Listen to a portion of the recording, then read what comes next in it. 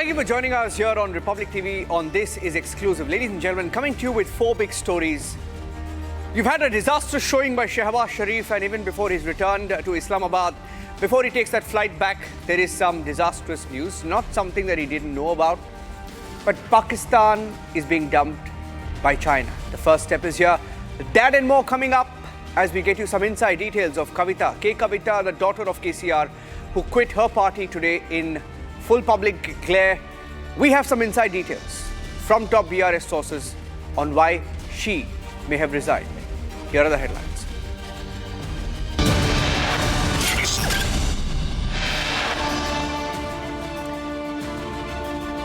Pakistan already dumped by its so-called all-weather friend China.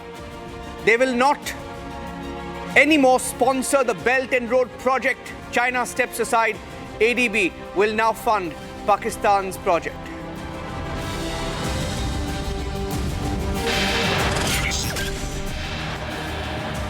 Kavita quits. The daughter of KCR has quit from her own father's party. Inside story of why and how she decided to step down.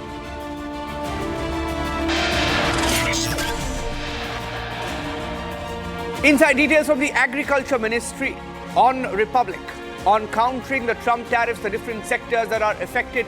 We have details and a response from the Agriculture Ministry on how they will look for other markets.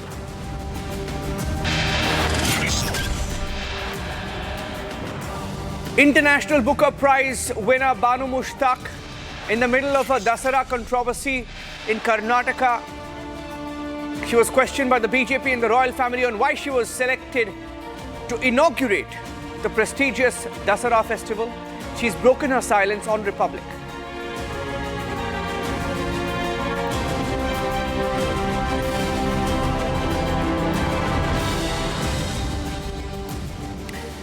And on top of 7 p.m., ladies and gentlemen, we're getting in some confirmation now, some breaking news that we're picking up from different agencies and different countries. We are corroborating reports that confirm that Pakistan will now go ahead.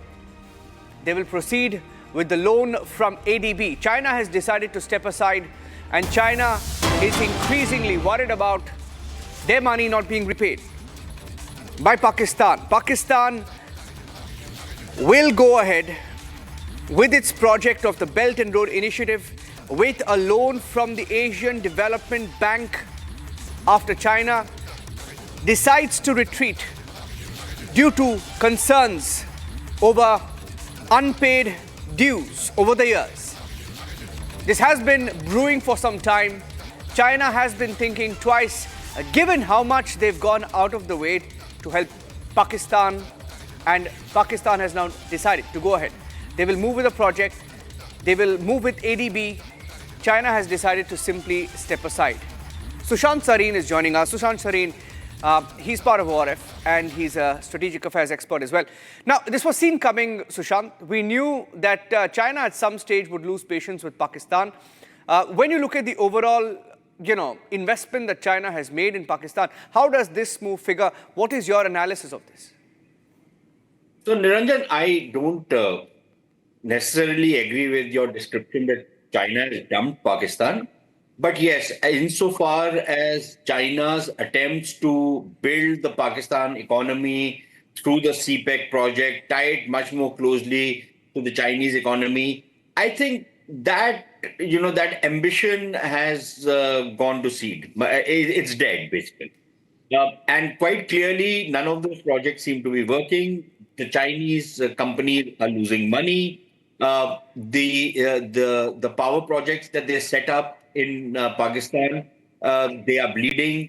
The Pakistanis are not paying in time. And in fact, when Shehbaz Sharif went to China for the SCO summit, it cost him something like $300 million or 100 billion Pakistani rupees because, he had to take something with him to repay the loans which they owe to the Chinese power companies that are producing power in Pakistan. They have run up debts of almost about $1.5 billion. So they needed to show that, we are paying something back to the Chinese. So that trip basically cost Kangalistan something like $300 million.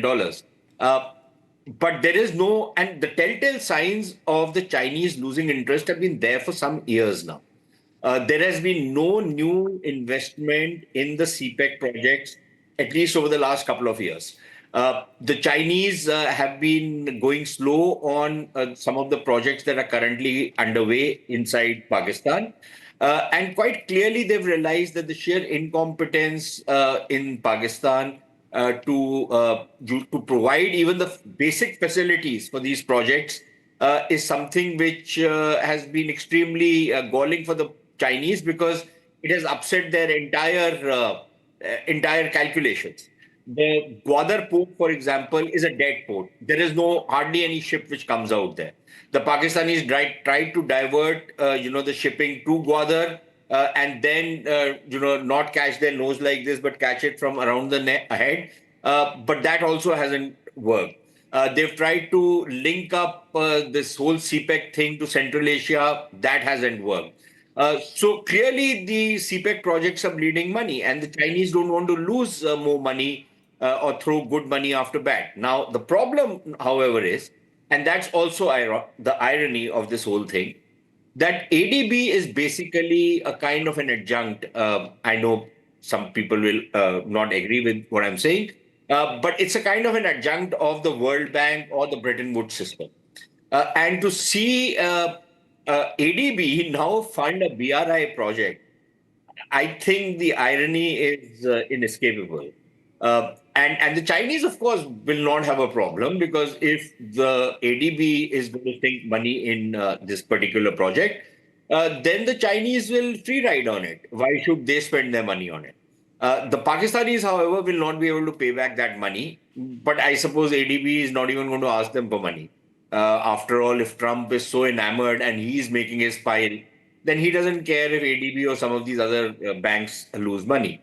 The other aspect of this entire ML1, see, ML1, this particular railway project, was supposed to be the backbone of CPEC. This was the project which would have made whatever production or whatever transportation was going to happen through this particular economic corridor. This was the project that would have made some of it viable. Personally, I don't think the CPEC is viable anyways. But it would have added some degree of viability to the entire project. And if this project is not taking place, then it basically means that the CPEC is, if not dead, then at least comatose. And that is where we are at. So quite clearly, as far as the economic dimension of the relationship is concerned, I think that's in trouble. And the telltale signs, even on ML1, this project was to start many years back. There has been no financial closure. Initially, it was about $6.5 billion. Then it got delayed. So when the Chinese came back with it, they raised the price to almost $10 billion. And then the Pakistanis bawled and they said that this would become unaffordable. So they kind of watered down the project and brought it back to 6.5. But there was a certain component that the Pakistanis had to pay. But the Pakistanis don't want to pay for anything. So there has been no financial closure. And I think the Chinese have realized that, it's a mug's game to go ahead with this project. Even those very ambitious special economic zones which were supposed to come up inside Pakistan to benefit from CPEC, even those have not seen the light of the day so far. So quite clearly, I think, as far as the economic side of the relationship is concerned, that's gone. But I think we shouldn't read too much into it. The strategic dimensions of the relationship still remain pretty much intact. So I would imagine that, we need to look at it in a more nuanced manner than to just simply say that China has dumped Pakistan. Thank you. Thank you, Sushant. Thank you for joining us with your input on that. In what has otherwise been a very disastrous outing for Shehbaz Sharif in China, in Tianjin at the SCO. If you talk about optics, it's been quite disastrous. Now let's get you some more breaking news updates coming in on the show tonight. You had a very senior leader from the BRS, the erstwhile TRS, now BRS, the daughter of KCR, K. Chandrasekhar Rao. K. Kavita has resigned from her party. Now, she alleged corruption. She spoke about her family members, some of the family members who are also ministers in the government, who are also tall leaders within the own party. Now, the question is, she has been in the party for many years. Why did she speak about it now? Now, here are what leaders within the BRS are saying, and these are top sources within the party who claim, in fact, some of them sticking their neck out and while speaking to Republic TV, saying that in the last few months especially, and even in the last few years, K. Kavita has been in touch with Revant. This is what they claim, BRS sources claim, that she has been in touch with Revant, and they add that Kavita has been in touch with the Telangana Chief Minister for quite some time.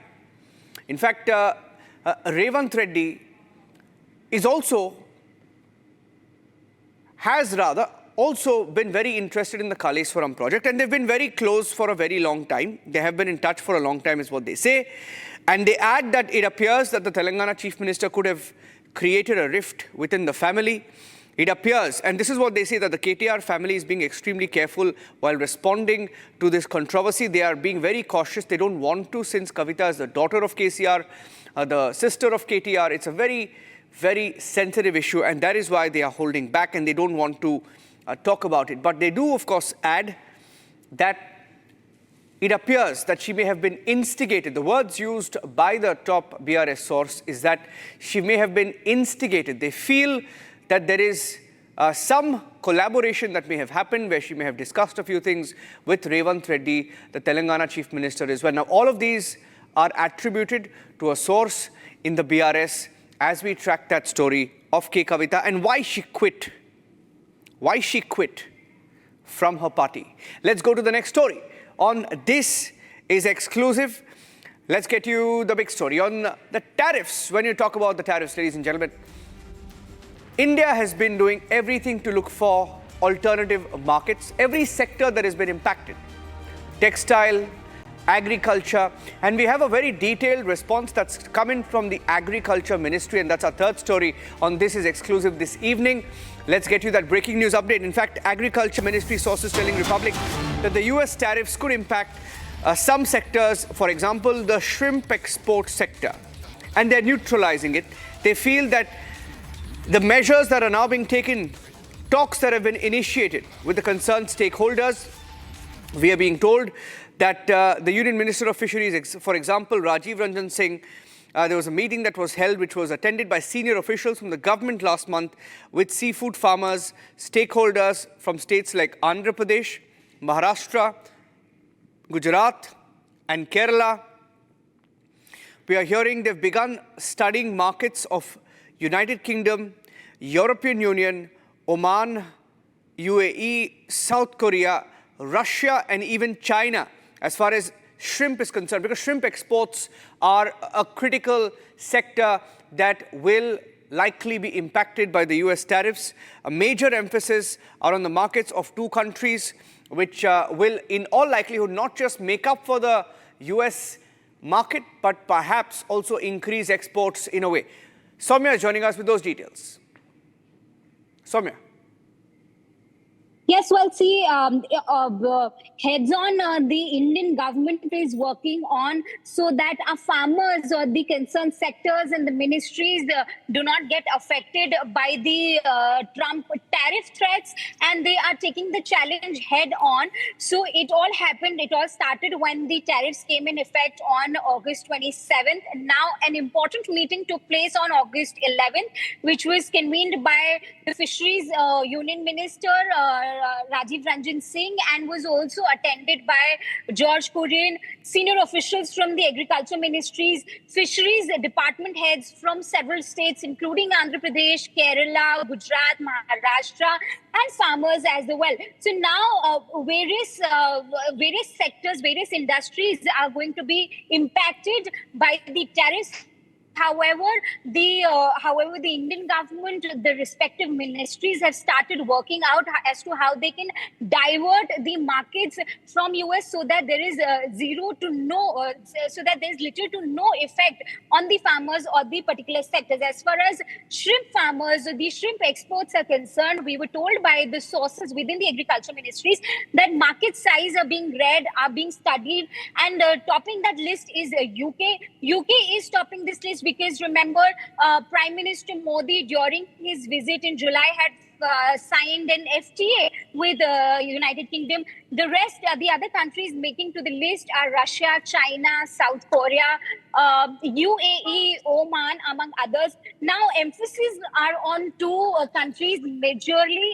Those are South Korea, given its potential in the market, and also Middle East, given the growing demand there. So, and this market study is not just related to the shrimp export. In fact, Commerce Ministry is studying these markets for various other sectors as well, which will be impacted by the tariffs, be it the textile or be it the pharmaceuticals or the gems industry. In fact, for that matter, UK, they're studying UK market sizes again for leather and textile industries for that matter. So these are the developments that we are picking up, and the ministries in itself, they have independently confirmed that they are not going to bow down.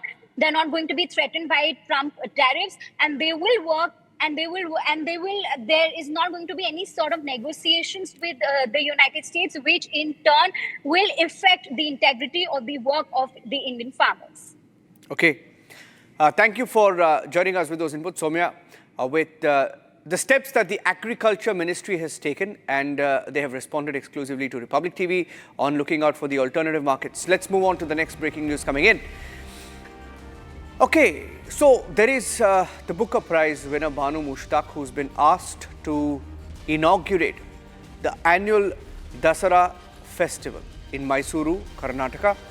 The prestigious Dasara festival, also referred to as Nadahabba. And there has been a controversy around the invite that was given to Banu Mushtaq, and Banu Mushtaq, for the first time, has broken her silence. It is the first time that she is speaking on this controversy since it broke out. In fact, even the royal family, Yaduvir Vadayar, the royal family member, BJP MP, had also questioned the state government's choice of why Banu Mushtaq was asked to invite in the first place. And she has, for the first time, spoken out. She spoke to Republic Kannada earlier today, and this is her first comment on the controversy. Yes, I'm highly grateful to the people of Karnataka. 7 crores of Kannadigas, I am highly grateful to them. And I am thankful and grateful to the state government and to the Chief Minister, Mr. Siddaramaiah. And I am also thankful to the district administration, Mysore. They are all invited to your family also.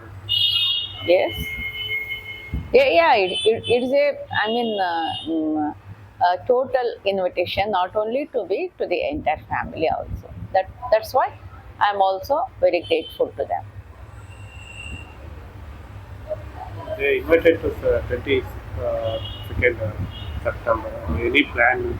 Yeah, no plans right now. I don't have any plans because within 2 to 3 days I am moving out of country for some literary program, and I may return next week. So after returning, I will coordinate with the district administration and I will finalize the programs with them. That's why it's biggest celebration in our Karnataka. Yes, but right now, I reserve my comments. I don't want to talk anything about any issue right now. Please bear with me. That's all. In fact, one of the reasons why this is so controversial is, ladies and gentlemen, Banu Mushtaq, she's the Booker Prize winner. She's someone who also has fought for the Kannada language. But in a video that has been doing the rounds, she's heard questioning whether the practice of worshipping the Kannada language as goddess Bhuvaneshwari is acceptable. She calls it and describes it as exclusionary to linguistic minorities like herself. So she in the past has questioned goddess Bhuvaneshwari while comparing goddess to the Kannada language, and to get her to inaugurate the Dasara festival, which is primarily celebrated by Hindus. That's what the BJP says. It's a Hindu festival. And why is someone who does not believe in goddess Bhuvaneshwari, why is she being invited in the first place? Isn't that an affront, is what they claim. The story is going to get interesting. That's it on this edition of This Is Exclusive. Thanks for watching.